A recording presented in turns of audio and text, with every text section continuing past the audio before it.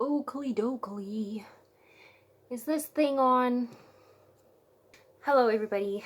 If you are watching this, welcome to my YouTube channel. This feels a little bit weird to do. My name is Alexandra, Alex for short, and this is my little YouTube video diary situation. My braids are crumbling. Any hoozle. So I want to use this YouTube channel mostly as a video diary for myself. I'd love to come back to this content within like the next year, 2 years, 5 years, and just reflect on whatever experiences I'm having here. And so my first 2 videos were more of just a compilation of some of my experiences here. But with this one, I'm trying to get more comfortable with like speaking to the camera, seeing actually my face on here, and narrating a little bit more of my experiences in Japan. So this is my practice run. In this vlog, I will have a few videos from me experiencing winter in the northern hemisphere. Hemisphere. English. In the northern hemisphere in Japan for the first time. I'm from South Africa. I'm living in Japan, working as part of the JADE program. Turn this off. So I'm from South Africa. I'm working in Japan as part of the JADE program, and this month marks my 11th month in Japan, going on 11. Wow, it's almost a year. It's nice to think about. So in this vlog, I'll be showing a few clips from winter. I actually have many videos and pictures, much to share, but it's very much of the same. It's just a lot of videos of me making content about the snow and being like amazed that there is so much snow where I live. So I'll spare you all of that. But at the end of the video, I would like to add just a couple of personal experiences that I've had, and then also tips if you are coming on the JADE program and you're from a country in the south. If you're coming from a country that generally has warmer, sunnier winters and you find yourself placed in the north of Japan, I have a few tips on what helped for me and what could have helped for me had I implemented these tips like a lot earlier. And yeah, part of this vlog will be some content from me when I went on my first skiing trip. That I would give a solid 4 out of 10.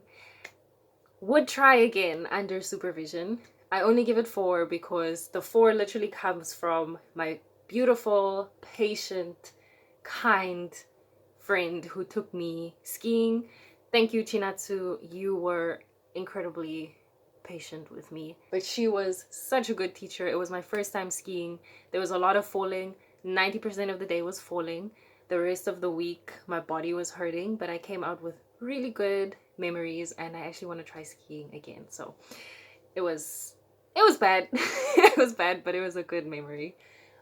Yeah, and then just the rest of it will be a few clips of more winter scenery. I think one of the most beautiful parts of my placement is the nature. I'm surrounded by forest and mountains, and so when it started snowing, everything was white, and there are some gorgeous pictures and videos that I got from that. So yeah, I will stop babbling and enjoy my content.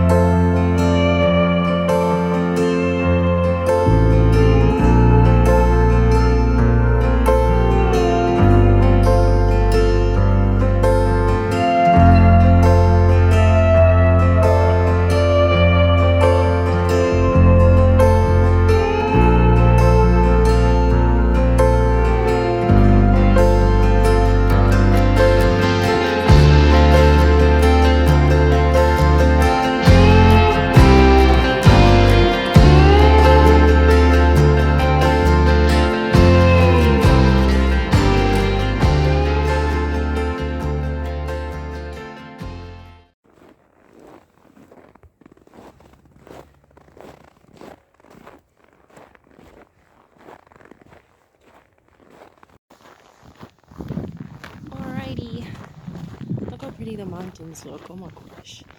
Anyway, on the days that I go to my visit school, I have to take the bus at 7:30. I overslept a little bit, so I'm doing a quick walk, but I can't walk too quick because I'm gonna slip for sure. But anyway, I'll show you guys what it looks like.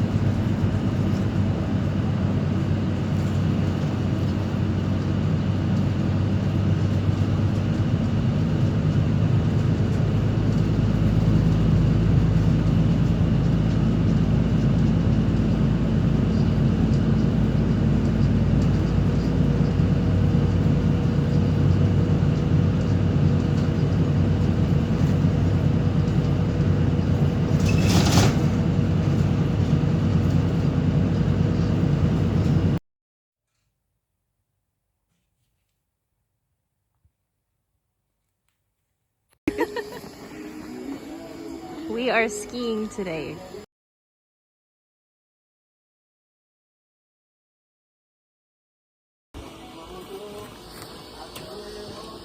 Cold. So cold.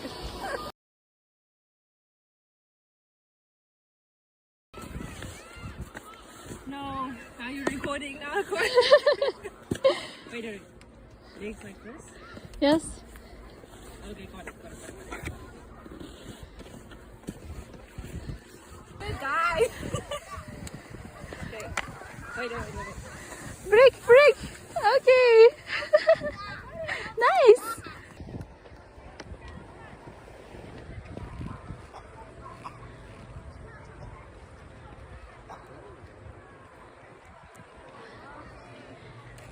Okay, break.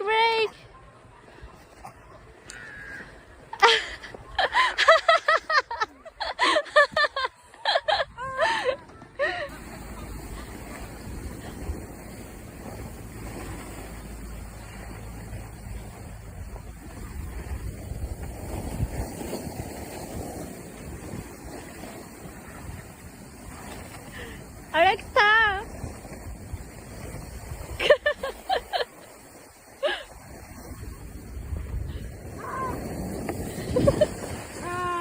Nice. Gosh. Made it alive. Oh no! Wait. Okay, go. Yes. And then flip your arms and legs. Yes, like that. Yes. Yes. That's how you make your snow angel. Oh my god. Alex. You're making it. You're ruining it. No.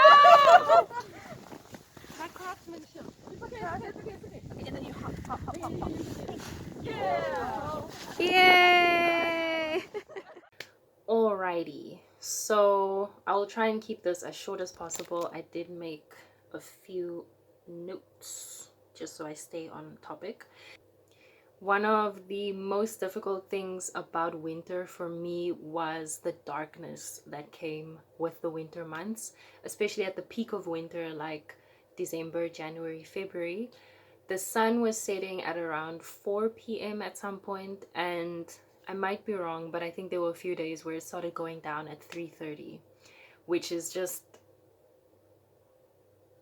unimaginable for me. Like I said, I'm from South Africa.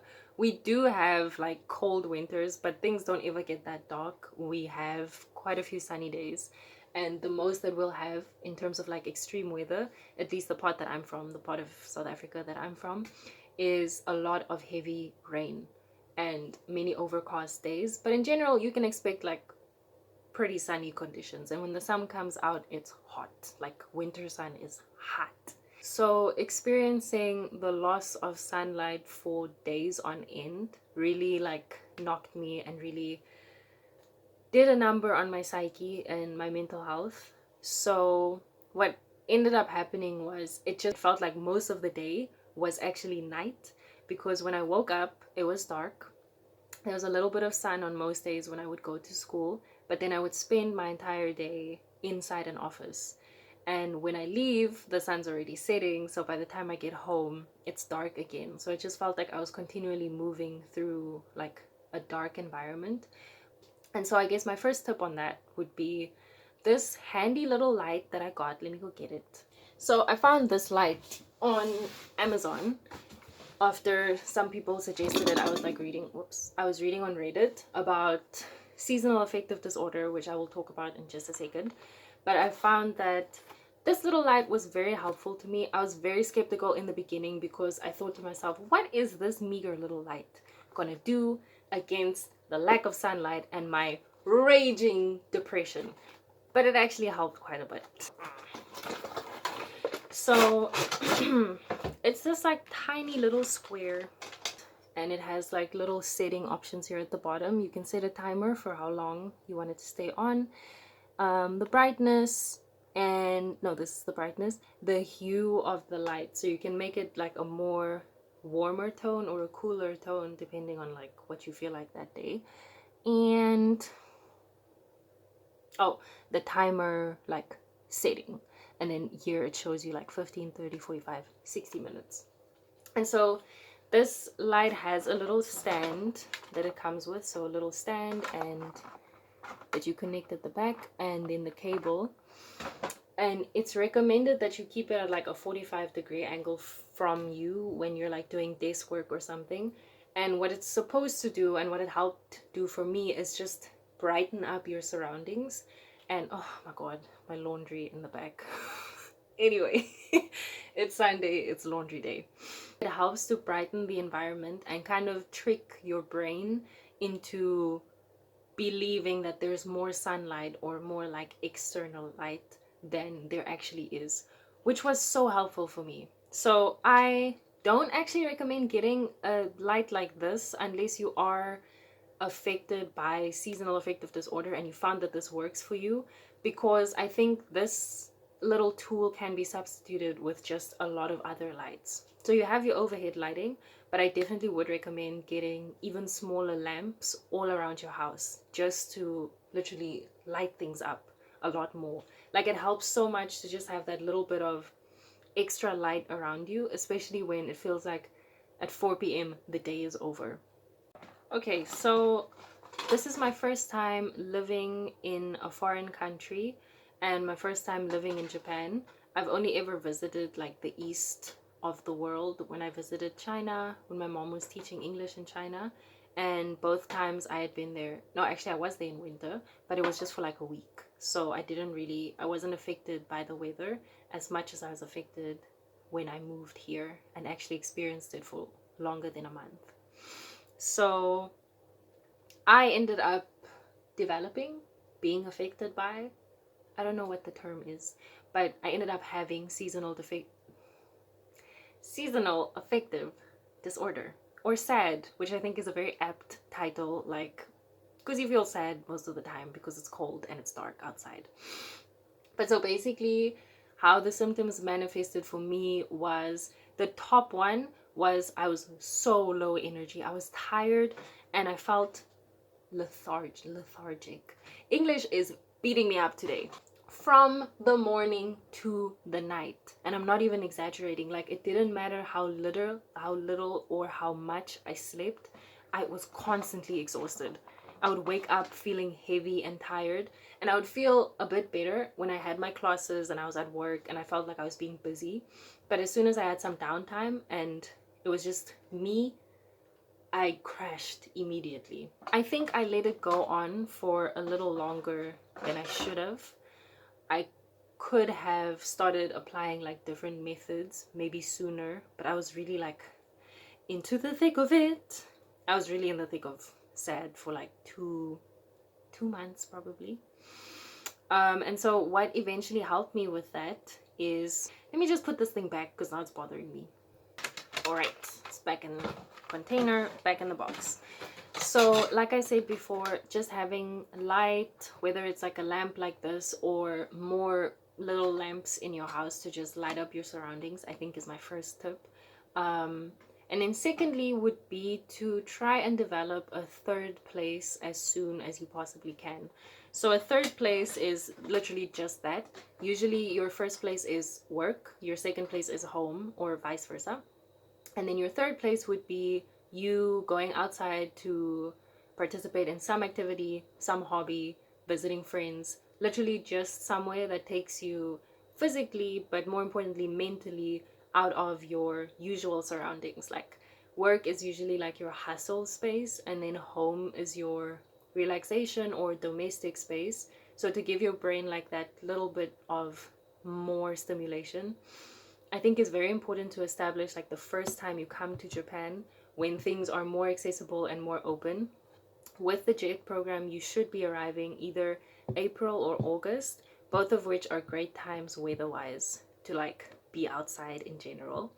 So I suggest any hobby that you had in your home country, try and replicate that here, or try and experiment with different hobbies when you get here. Oh my god. Okay, so in terms of my third place, I had been going to weekly yoga classes at like our community center that we had, but I stopped going, which was my own like mistake that I made, and I ended up not having a third place for a long time. And that just opened me up to a very detrimental cycle of going to work, being tired from work, coming home, and sleeping. And of course, you can already imagine that's no way to live. And especially if you're already dealing with things like culture shock, language barrier, isolation, and feelings of loneliness. And you add to that this feeling of constant darkness, and then you're just in bed all the time because you feel tired. Like, it really can make you feel like a shell of a person without being too dramatic. I recommend establishing a third place for yourself, and of course it can be third, fourth, fifth places as much as you have space for or you have the energy for. Just try and like diversify your schedule as much as possible. Okay, and then let me check. And then just related to what I said before about light and getting as much light as possible. So in winter in my area where I am, I'm like in northern Hokkaido, the north of the northern province of Japan. We didn't have a lot of sunny days in winter, so sometimes sun will come out while I'm at work, but then when I leave it's already dark. So what I would suggest is lunchtime walks. Sometimes when you're lucky, the sun will show its face for a few minutes, like during like the middle part of the day. So if you're able to, I would definitely suggest just going outside for at least an hour every day and just being in sunlight. Like, vitamin D is so crucial in that time, and there's so little of like natural vitamin D during winter that whenever you can be in the sun, be in the sun. I would literally go sit in an empty classroom or in the library and just like be within the sun, just like soak up the sunlight as much as I could. And personally, I feel like that had some effect on me. I just kept an open mind. It's like if I even feel a little bit better because I was sitting in the sun, then I roll with that and I use that productive energy in that moment. What really helped for me was also over the weekends. As soon as the sun showed its face, I'd be opening my curtains, opening like so most windows in Japan are double paned. I think some of it is like for privacy, as well, but also just keeping out the cold during winter. So I have the clear glass on one side.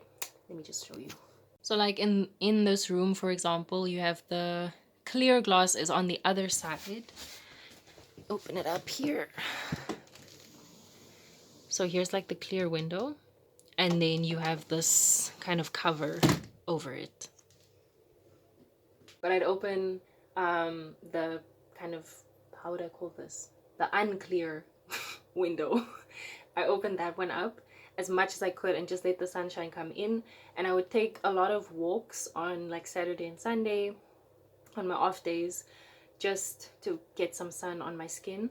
And walking was actually a really helpful hobby or activity for me because I would try and be present in my surroundings as much as possible. So if you are from a place that has heavy snowfall, you know that snow can absorb the sound, so it makes for a very quiet living area, which in general I enjoy. But if you're already feeling like a little sad, a little upsetty spaghetti, then it can make you feel even more isolated. And I'm in a very small town. There's very seldom people on the street with me. So it can become a feeling of, I feel like I'm the only person on earth. I feel like I'm the only person in this town. So what I tried to do when I would go on my walks is try and be very present for like the sights and sounds that were around me. And that helped so much. Like every day I would try to find something new that I could see. Because also, if you know, with snow, it covers everything. So every day has the possibility to look exactly the same as the first day or as the previous day. So I made it like a fun little challenge for myself to find if I could see any new animals around, or if my footsteps sounded different, like if the snow was deeper or if there was less snow than the previous day, which might sound very simple and very arbitrary, but it helps to really appreciate your surroundings around you. Because at some point I did get to the point where I was like, I don't want to see snow anymore. Like, it's snowing every day. I'm tired. I'm tired of this, Grandpa. Trying to be present every single day, I was able to see the beauty in the snow again, and also to remind myself that it's not going to look like this forever. And now here I am in spring, and spring is springing, and I'm able to look back on the beauty that I did experience in winter, while also still recognizing how difficult it can be, especially if it's your first time here. That is, I guess, one more tip that I have, and it's something that one of my friends, actually, we talk about this quite often, is that you should have like a metaphorical toolbox of self-care. And this is something that one of the program coordinators told me before even starting the program, when we were on the interview. And he said, especially if you're placed in a rural place, try and establish a set list of things that make you feel better when you're having a difficult day or a bad day, and use that toolbox when you feel that way in Japan. Because 9 out of 10 times, your bad days in your home country are going to feel better.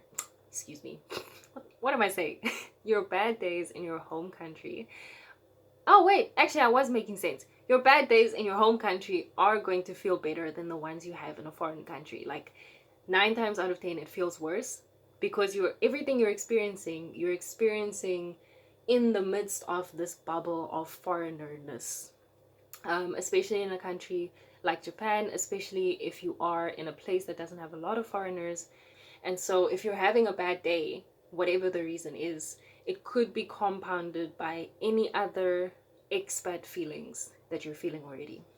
So the little toolbox can be anything as simple as going for a walk, being in sunshine, which I wasn't able to do very often, a friend, calling a family member, cooking something. If you're someone who likes baking or cooking, doing that in Japan.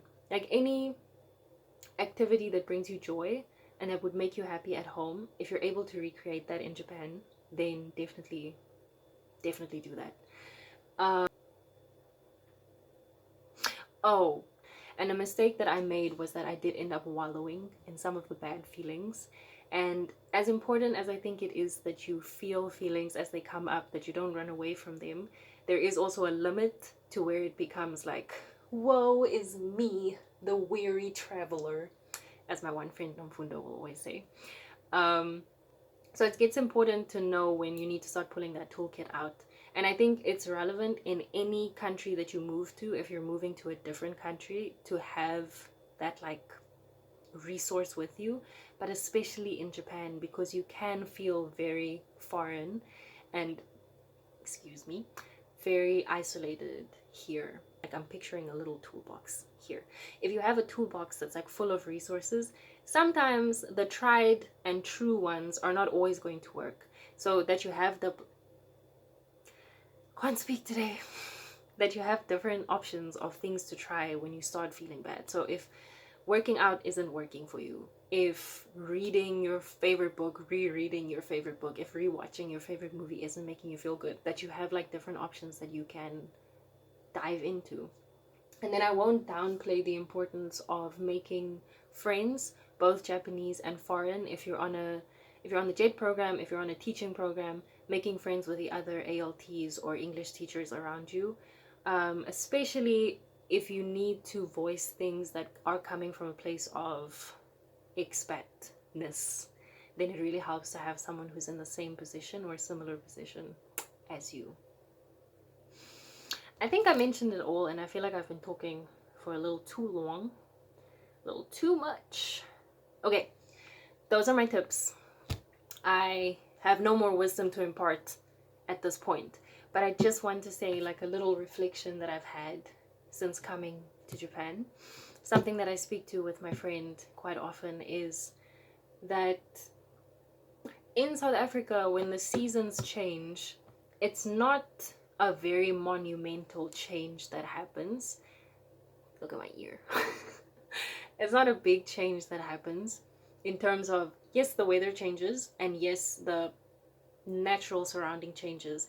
But in Japan, it's such a physical, visceral change. Like when you're in winter, it is going to be snowing and it's going to be cold almost every day. If it's autumn, you're going to see the autumn leaves for most of autumn. If it's spring, it's going to be gorgeous flowers for most of spring. And then when it's hot in summer, it's hot. Like you are going to feel it. So you really feel the seasons changing in Japan. And that's something that I've just like sat back in complete like awe and wonder, because not only is it beautiful to see, it's beautiful to feel as well. Because especially when I came out of winter and when spring was starting, the change was almost overnight. Like when the snow started melting, girl, it was melting. It was gone like within a week. Well, not for us because we had a lot of snow, but the change was quite quick. And I was so surprised by how quickly things started becoming green again and how quickly the flowers started popping out. And it was almost like Mother Nature was also saying to me, like, come on, girl, you are out of your winter phase. Like, start being a flower, start living again, like start growing again. So that's just a really nice experience. Like out of winter, like I really struggled in winter. I had a really hard time just regulating my emotions, dealing with feelings of isolation and loneliness. And so to feel the physical change from winter to spring and to see it happening outside as well it's such a beautiful feeling. And I wouldn't have had that if I didn't come to Japan and if I didn't experience winter in the way that I experienced it. So I will stop rambling right now. If there are any questions about the JADE program, about my experience in the JADE program, my comments are open. My email is also there. Approach me if you want to. And I will be doing a video about like my JADE experience in general, maybe in July or August. Yeah. But this was just also, like I said, I want to use this channel as a video diary for me, as something to come back to. So I would like to see my winter content, especially when I'm in summer. I'd like to think back to like, oh, when it was cold, when I know the humidness is going to start attacking me in summer. So yeah, if you watched this far, thank you for supporting. Thank you for watching. I don't know when I'll have a new video out. I'm not really on a set schedule right now, but my next video will be possibly about my Golden Week experience, which was incredible. and there will be a lot of flower content in that one. So yeah, thank you for watching. If you would be so kind to leave a like, possibly subscribe, that would make my little heart very happy, make my heart go doki doki. So thank you for watching, and see you when I see you.